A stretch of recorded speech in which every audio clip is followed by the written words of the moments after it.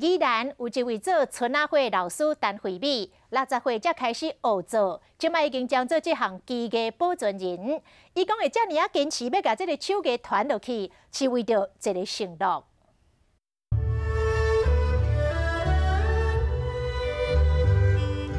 桌顶有真侪作品，有桥仔色、有红色、有蓝色、有金的，就敢若真正的花同款，有够水。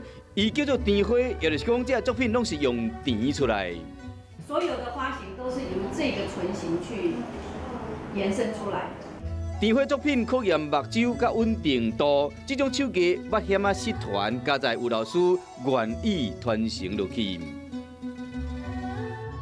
阿妈那时候是90岁高龄。 快要失传的东西更显学，我们真的要感谢爱玉阿妈。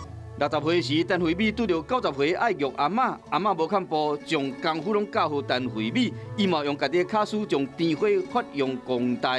主要是因为伊对阿嬷讲过一句话：参加他丧礼以后，所以我一路走来就是对阿嬷的一个承诺。我说我会把它发扬光大。即马陈惠美差不多每一天拢伫甜花，就要变成伊全部的生活。 一个接一个，可是也不能重叠太多，就松紧松紧这样子哈，一直绕，把它绕满。其实甜花要有一个古水的名叫做春仔花，伫早期的婚礼内面时常出现。